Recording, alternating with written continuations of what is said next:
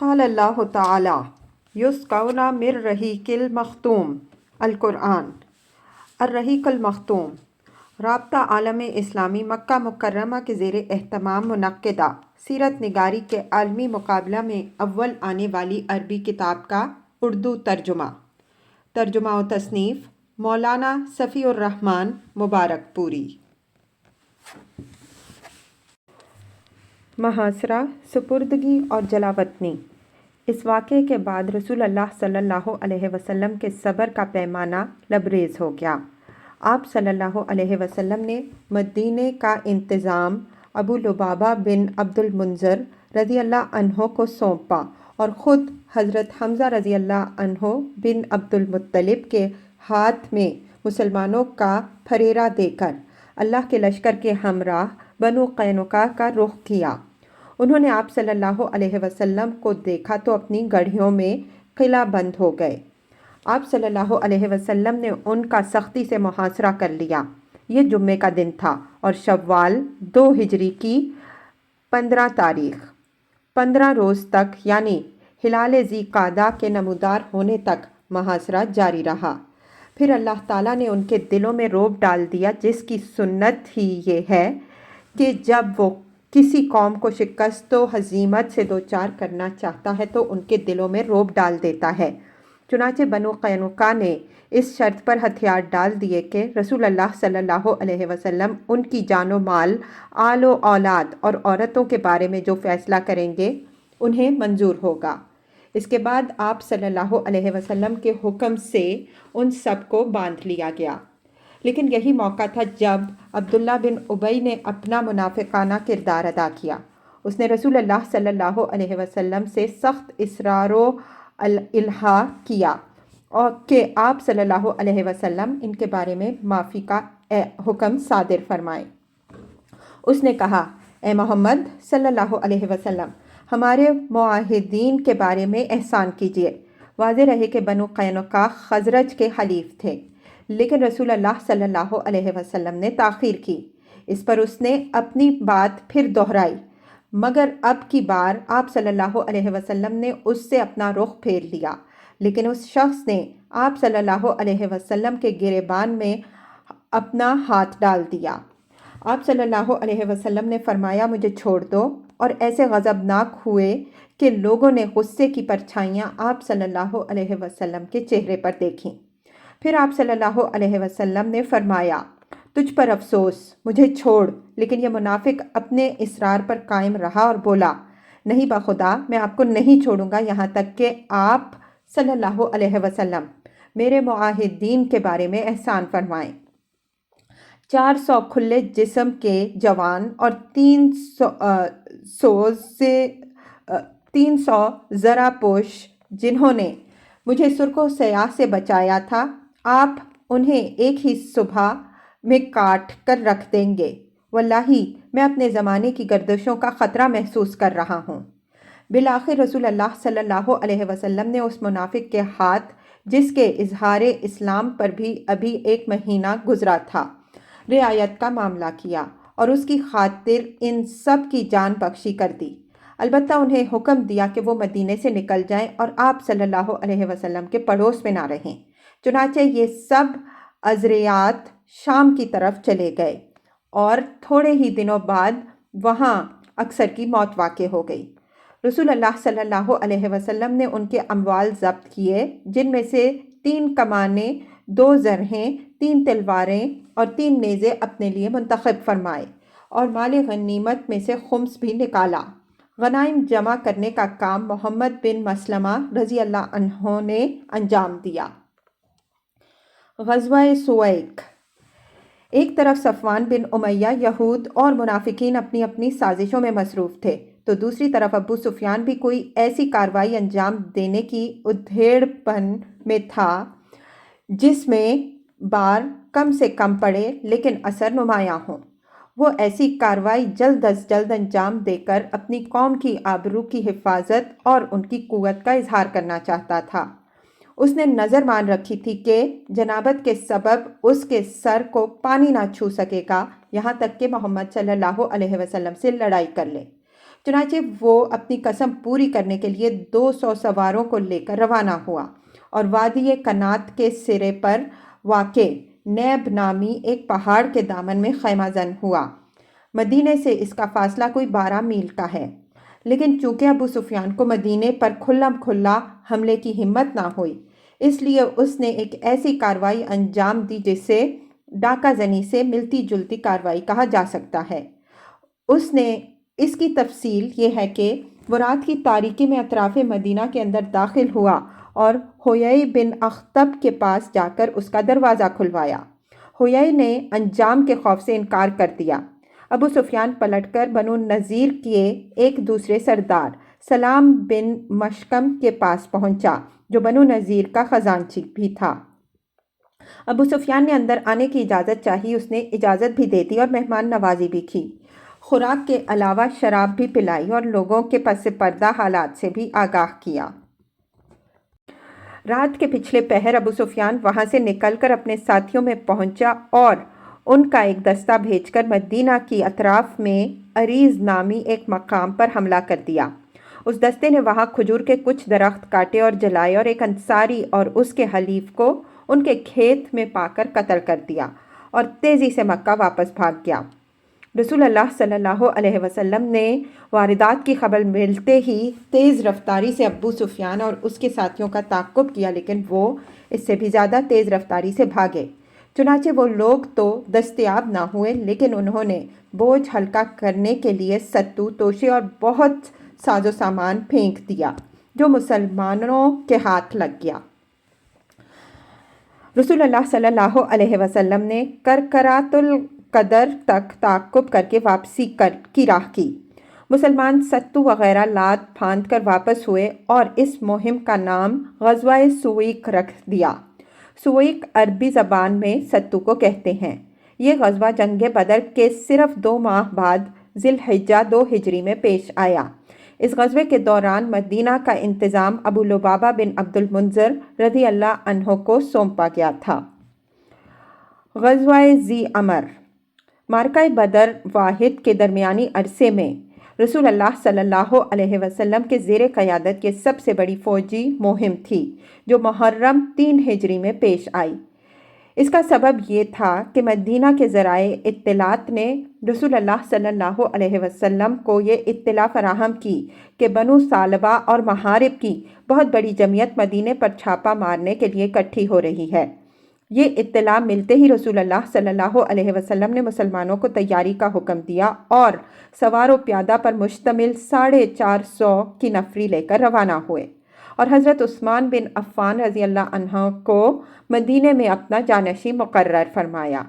راستے میں صحابہ رضی اللہ عنہم اجمعین نے بنو ثعلبہ کے جبار نامی ایک شخص کو گرفتار کر کے رسول اللہ صلی اللہ علیہ وسلم کی خدمت میں حاضر کیا۔ آپ صلی اللہ علیہ وسلم نے اسے اسلام کی دعوت دی، اس نے اسلام قبول کر لیا۔ اس کے بعد آپ صلی اللہ علیہ وسلم نے اسے حضرت بلال رضی اللہ عنہ کی رفاقت میں دے دیا اور اس نے راہ شناس کی حیثیت سے مسلمانوں کو دشمن کی سرزمین تک راستہ بتایا۔ ادھر دشمن کو جیش مدینہ کی آمد کی خبر ہوئی تو وہ گرد و پیش کی پہاڑیوں میں بکھر گئے، لیکن نبی صلی اللہ علیہ وسلم نے پیش قدمی جاری رکھی اور لشکر کے ہمراہ اس مقام تک تشریف لے گئے جسے دشمن نے اپنی جمعیت کی فراہمی کے لیے منتخب کیا تھا۔ یہ در حقیقت ایک چشمہ تھا جو ذی عمر کے نام سے معروف تھا۔ آپ صلی اللہ علیہ وسلم نے وہاں بدوؤں پر رعب و دبدبہ قائم کرنے اور انہیں مسلمانوں کی طاقت کا احساس دلانے کے لیے سفر 3 ہجری کا پورا یا تقریباً پورا مہینہ گزارا اور اس کے بعد مدینہ تشریف لائے۔ کعب بن اشرف کا قتل۔ یہودیوں میں یہ وہ شخص تھا جسے اسلام اور اہل اسلام سے نہایت سخت عداوت اور جلن تھی۔ یہ نبی صلی اللہ علیہ وسلم کو اذیتیں پہنچایا کرتا اور آپ صلی اللہ علیہ وسلم کے خلاف جنگ کی کھلم کھلا دعوت دیتا پھرتا تھا۔ اس کا تعلق قبیلہ طے کی ایک شاخ بنو نبھان سے تھا اور اس کی ماں قبیلہ بنی نذیر سے تھی۔ یہ بڑا مالدار اور سرمایہ دار تھا۔ عرب میں اس کے حسن و جمال کا شہرہ تھا اور یہ ایک معروف شاعر بھی تھا۔ اس کا قلعہ مدینہ کے جنوب میں بنو نذیر کی آبادی کے پیچھے واقع تھا۔ اسے جنگ بدر میں مسلمانوں کی فتح اور سرداران قریش کے قتل کی پہلی خبر ملی تو بے ساختہ بول اٹھا، کیا واقعہ ایسا ہوا ہے؟ یہ عرب کے اشراف اور لوگوں کے بادشاہ تھے۔ اگر محمد صلی اللہ علیہ وسلم نے ان کو مار لیا تو روئے زمین کا شکم اس کی پشت سے بہتر ہے۔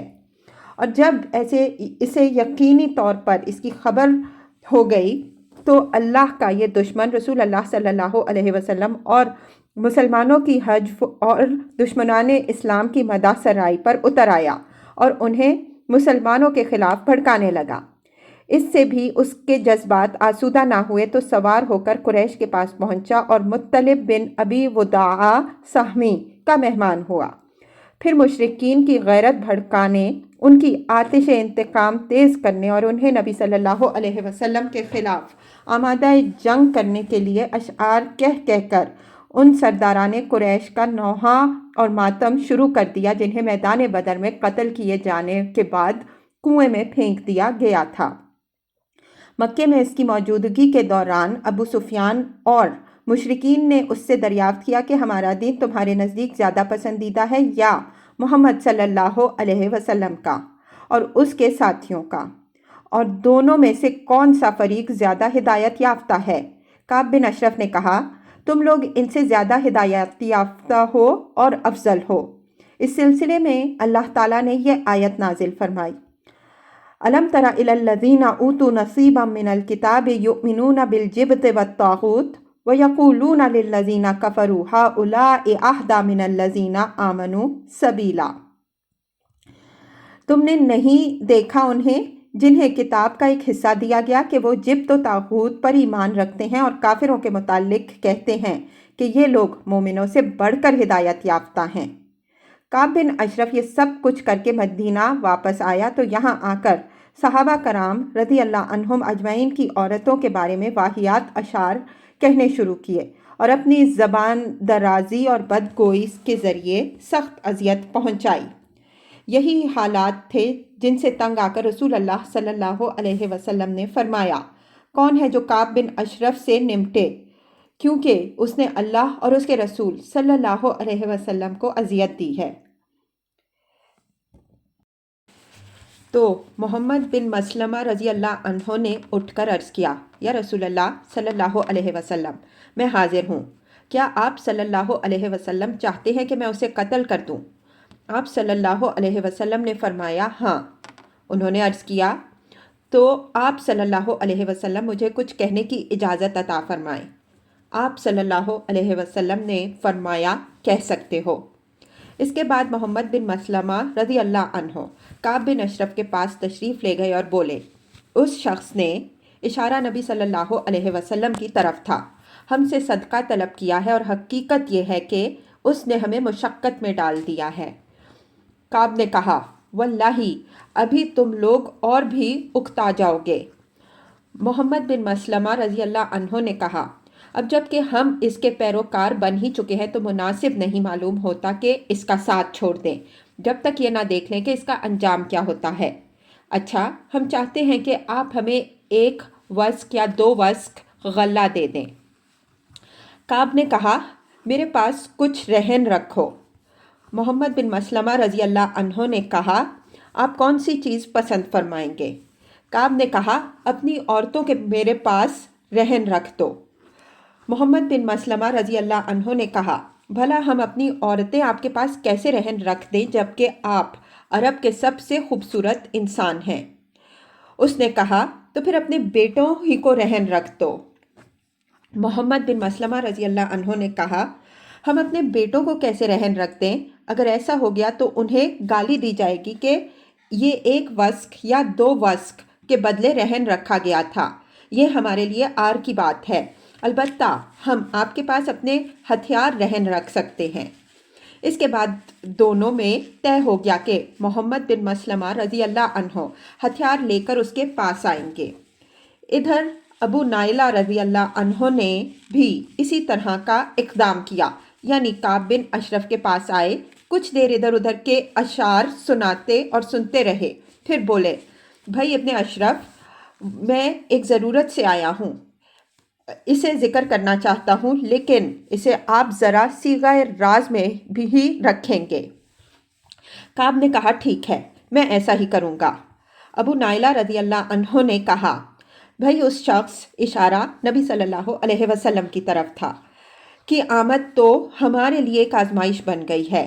سارا عرب ہمارا دشمن ہو گیا ہے، سب نے ہمارے خلاف اتحاد کر لیا ہے، ہماری راہیں بند ہو گئی ہیں، اہل و عیال برباد ہو رہے ہیں، جانوں پر بن آئی ہے، ہم اور ہمارے بال بچے مشقتوں سے چور چور ہیں۔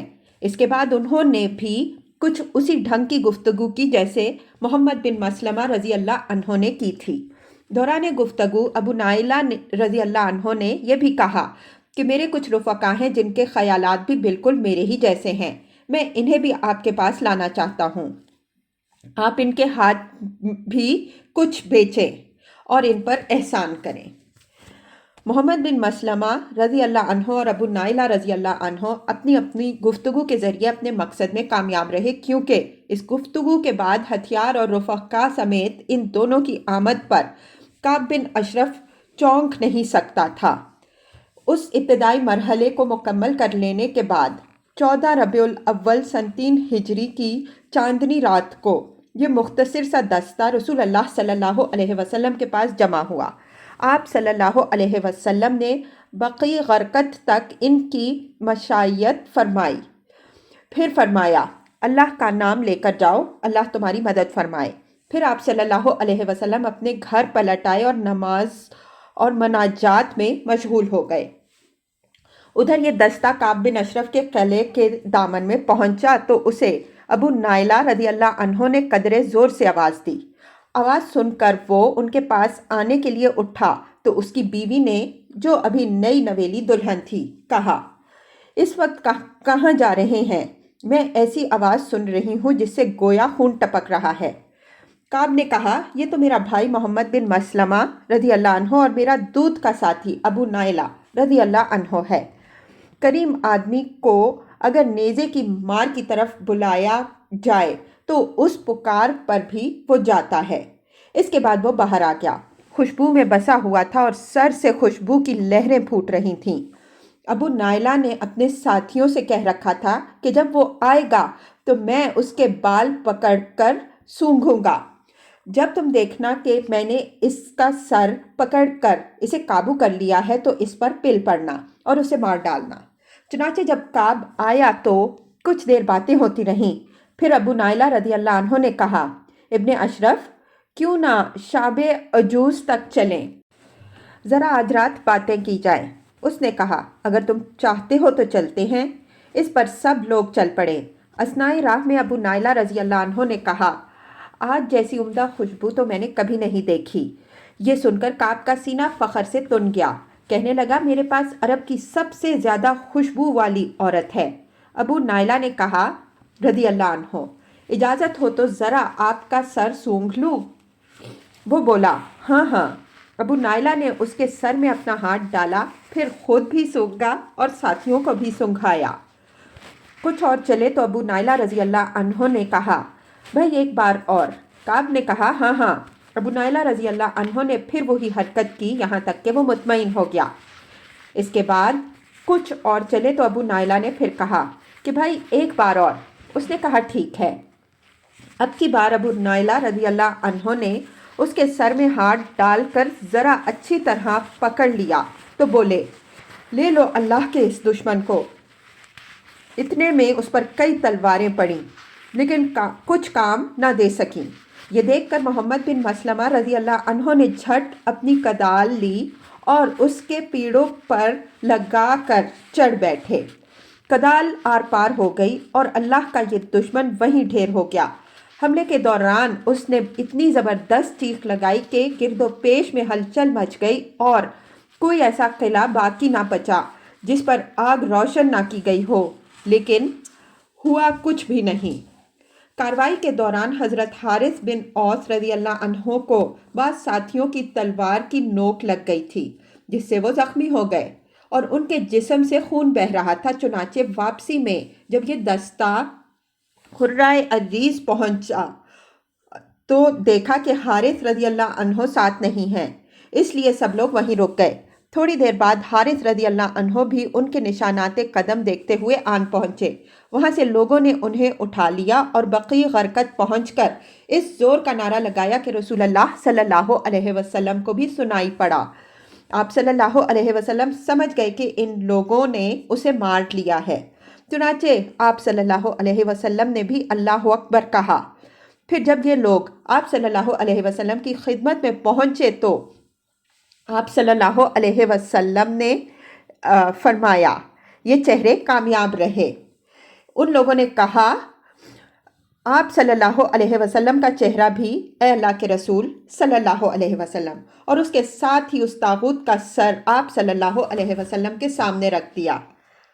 آپ صلی اللہ علیہ وسلم نے اس کے قتل پر اللہ کی حمد و ثنا کی اور حارث کے زخم پر لعاب دہن لگا دیا، جس سے وہ شفایاب ہو گئے اور آئندہ کبھی تکلیف نہ ہوئی۔ ادھر یہود کو جب اپنے طاغوت کعب بن اشرف کے قتل کا علم ہوا تو ان کے ہٹ دھرم اور ضدی دلوں میں رعب کی لہر دوڑ گئی۔ ان کی سمجھ میں آ گیا کہ رسول اللہ صلی اللہ علیہ وسلم جب یہ محسوس کر لیں گے کہ امن و امان کے ساتھ کھیلنے والوں، ہنگامے اور اضطرابات برپا کرنے والوں اور عہد و پیمان کا احترام نہ کرنے والوں پر نصیحت کارگر نہیں ہو رہی، تو آپ صلی اللہ علیہ وسلم طاقت کے استعمال سے بھی گریز نہ کریں گے۔ اس لیے انہوں نے اپنے اس طاغوت کے قتل پر چوں نہ کیا، بلکہ ایک دم سادھے پڑے رہے، ایفائے عہد کا مظاہرہ کیا اور ہمت ہار بیٹھے، یعنی سام تیزی کے ساتھ اپنی بلوں میں جا گھسے۔ اس طرح ایک مدت تک کے لیے رسول اللہ صلی اللہ علیہ وسلم بیرون مدینہ سے پیش آنے والے متوقع خطرات کا سامنا کرنے کے لیے فارغ ہو گئے، اور مسلمان ان بہت سی اندرونی مشکلات کے بارے گراہ سے سبکدوش ہو گئے جن کا اندیشہ انہیں محسوس ہو رہا تھا اور جن کی بو وقتاً فوقتاً وہ سونگھتے رہتے تھے۔ غزوہ بحران یہ ایک بڑی فوجی طلایہ گردی تھی جس کی تعداد 300 تھی۔ اس فوج کو لے کر رسول اللہ صلی اللہ علیہ وسلم ماہ ربیع الاخر سن 3 ہجری میں بحران نامی ایک علاقے کی طرف تشریف لے گئے۔ یہ حجاز کے اندر فرا کے اطراف میں ایک معدنیاتی مقام ہے اور ربیع الاخر اور جمادی الاولیٰ کے 2 مہینے وہیں قیام فرما رہے۔ اس کے بعد مدینہ واپس تشریف لائے، کسی قسم کی لڑائی سے سابقہ پیش نہ آیا۔ سریہ زید بن حارثہ جنگ احد سے پہلے مسلمانوں کی یہ آخری اور کامیاب ترین مہم تھی جو جمادی الاخر سن 3 ہجری میں پیش آئی۔ واقعے کی تفصیل یہ ہے کہ قریش جنگ بدر کے بعد سے قلق و اضطراب میں مبتلا تو تھے ہی، مگر جب گرمی کا موسم آ گیا اور ملک شام کے تجارتی سفر کا وقت آن پہنچا تو انہیں ایک اور فکر دامن گیر ہوئی۔ اس کی وضاحت اس سے ہوتی ہے کہ صفوان بن امیہ نے، جسے قریش کی طرف سے اس سال ملک شام جانے والے تجارتی قافلے کا میر کارواں منتخب کیا گیا تھا، قریش سے کہا، محمد صلی اللہ علیہ وسلم اور اس کے ساتھیوں نے ہماری تجارتی شاہراہ ہمارے لیے پرصعوبت بنا دی ہے۔ سمجھ میں نہیں آتا کہ ہم اس کے ساتھیوں سے کیسے نمٹیں۔ وہ ساحل چھوڑ کر ہٹتے ہی نہیں اور باشندگان ساحل نے ان سے مصالحت کر لی ہے۔ عام لوگ بھی انہی کے ساتھ ہو گئے ہیں۔ اب سمجھ میں نہیں آتا کہ ہم کون سا راستہ اختیار کریں۔ اگر ہم گھروں ہی میں بیٹھ رہیں تو اپنا اصل مال بھی کھا جائیں گے اور کچھ باقی نہ بچے گا، کیونکہ مکے میں ہماری زندگی کا دار و مدار اس پر ہے کہ گرمی میں شام اور جاڑے میں حبشہ سے تجارت کریں۔ صفوان کے اس سوال کے بعد اس موضوع پر غور و خوض شروع ہو گیا۔ آخر اسود بن عبد المطلب نے صفوان سے کہا، تم ساحل کا راستہ چھوڑ کر عراق کے راستے سفر کرو۔ واضح رہے کہ یہ راستہ بہت لمبا ہے، نجد سے ہو کر شام جاتا ہے اور مدینہ کے مشرق میں خاصے فاصلے سے گزرتا ہے۔ قریش اس راستے سے بالکل ناواقف تھے، اس لیے اسود بن عبد المطلب نے صفوان کو مشورہ دیا کہ وہ فرات بن حیان کو، جو قبیلہ بکر بن وائل سے تعلق رکھتا تھا، راستہ بتانے کے لیے رہنما رکھ لے، وہ اس راستے میں اس کی رہنمائی کر دے گا۔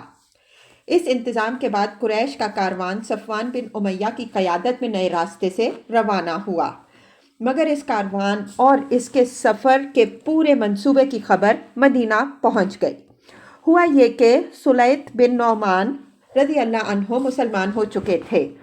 نعیم بن مسعود کے ساتھ جو ابھی مسلمان نہیں ہوئے تھے، بادہ نوشی کی ایک مجلس میں جمع ہوئے۔ یہ شراب کی حرمت سے پہلے کا واقعہ ہے۔ جب نعیم پر نشے کا غلبہ ہوا تو انہوں نے قافلے اور اس کے سفر کے پورے منصوبے کی تفصیل بیان کر ڈالی۔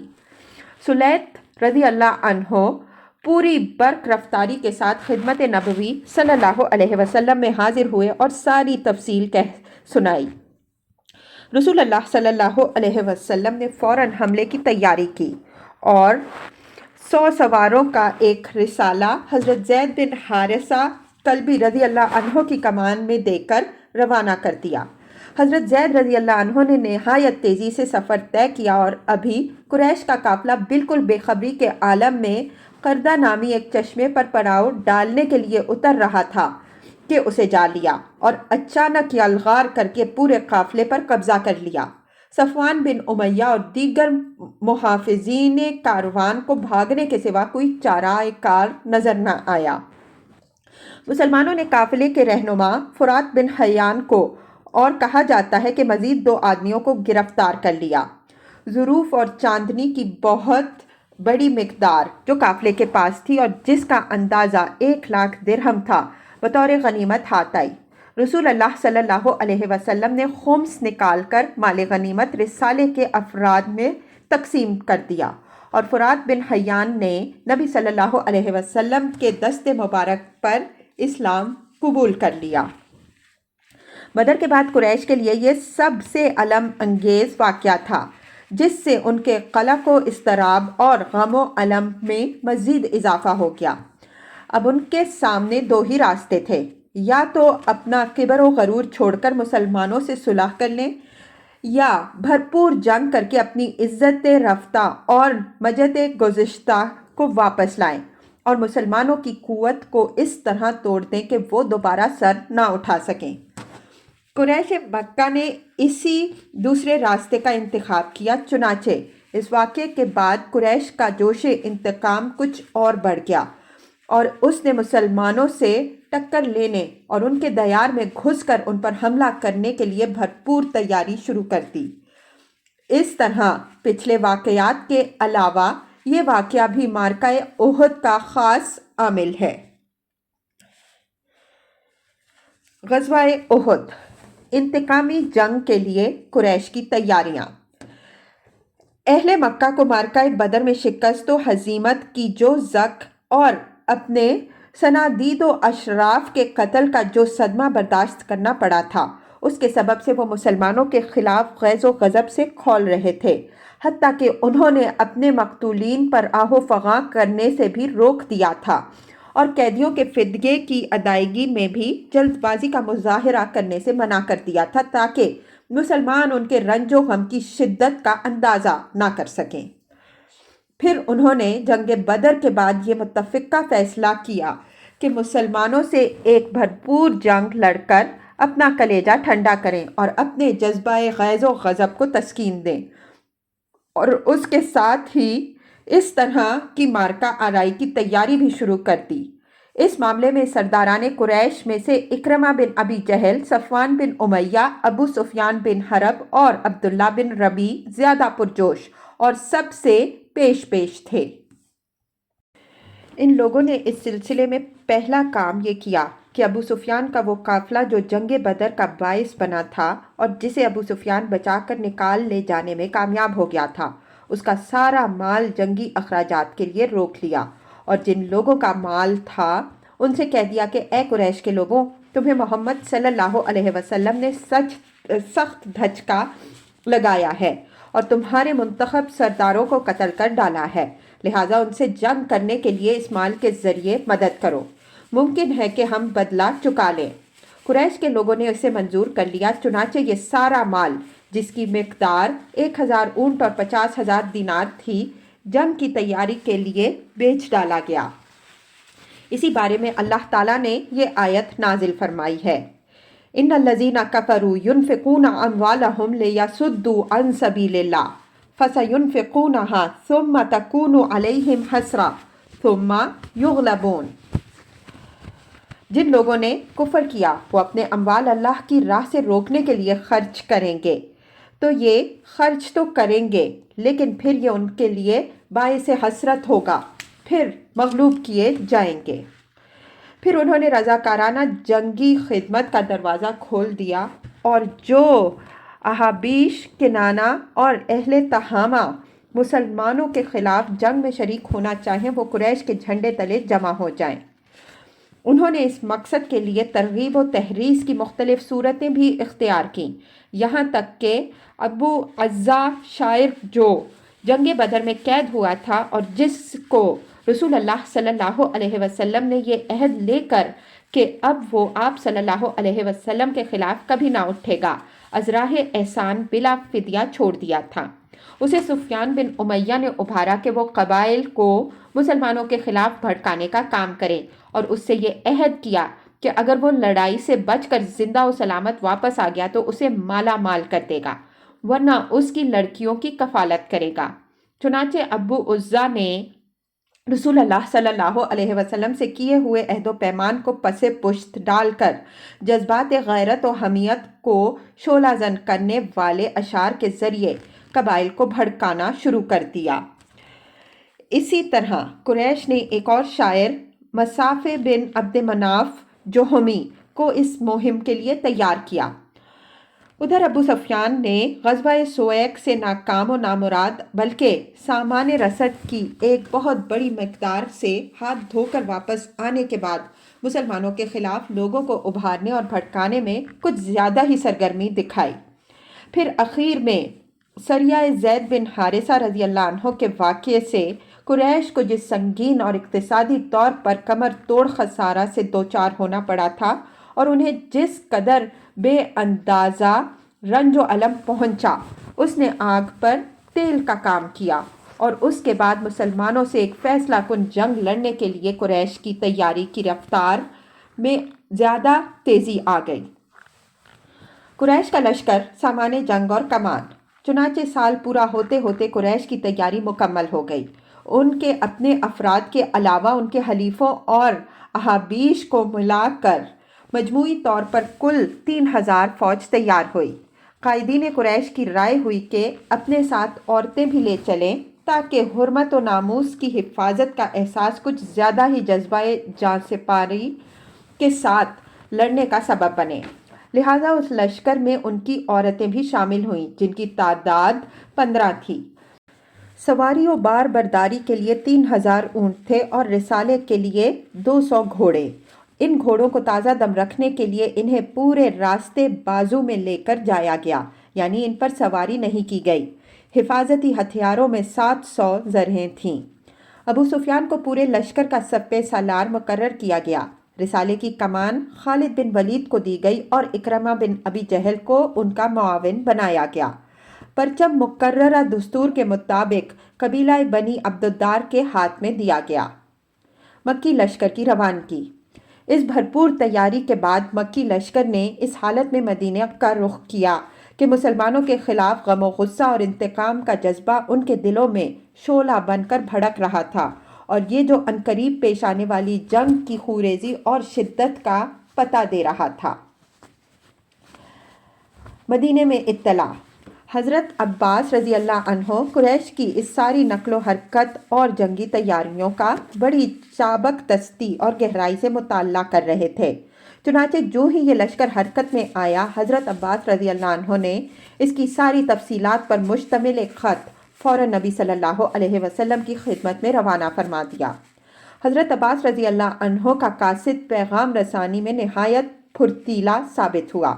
اس نے مکے سے مدینہ تک کوئی 500 کلومیٹر کی مسافت صرف 3 دن میں طے کر کے ان کا خط نبی صلی اللہ علیہ وسلم کے حوالے کیا۔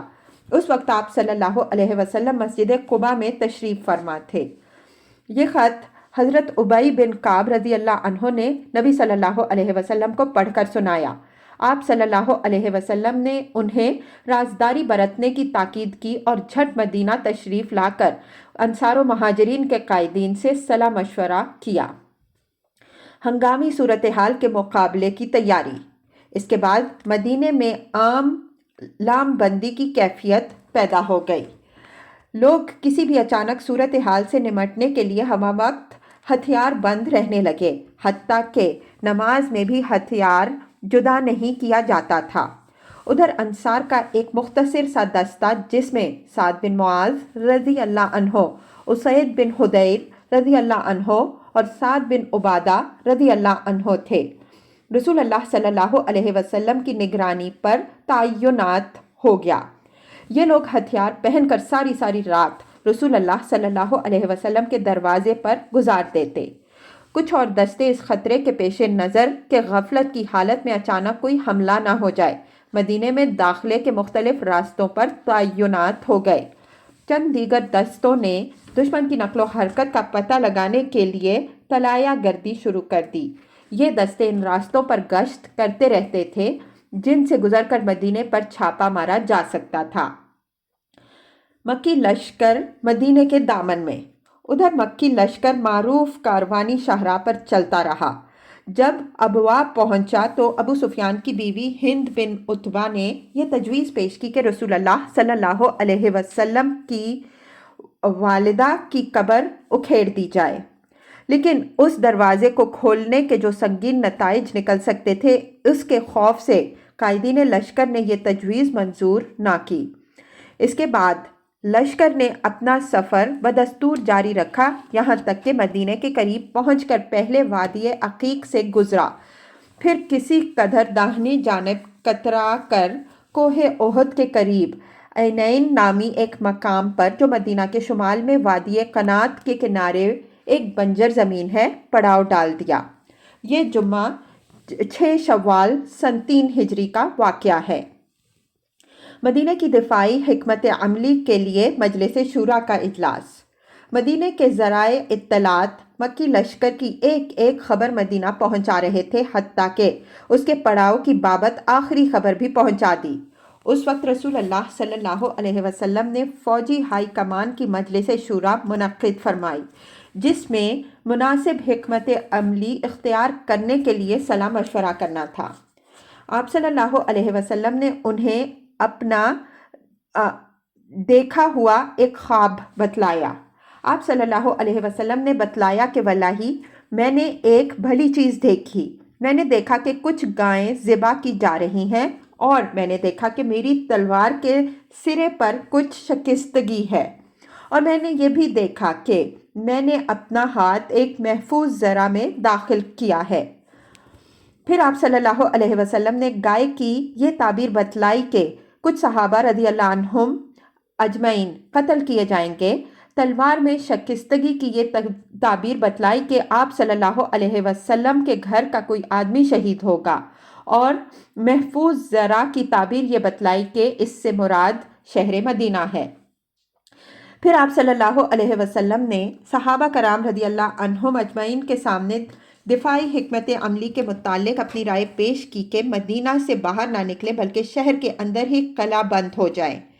اب اگر مشرکین اپنے کیمپ میں مقیم رہتے ہیں تو بے مقصد اور برا قیام ہوگا، اور اگر مدینے میں داخل ہوتے ہیں تو مسلمان گلی کوچے کے ناکوں پر ان سے جنگ کریں گے، اور عورتیں چھتوں کے اوپر سے ان پر خشت باری کریں گی۔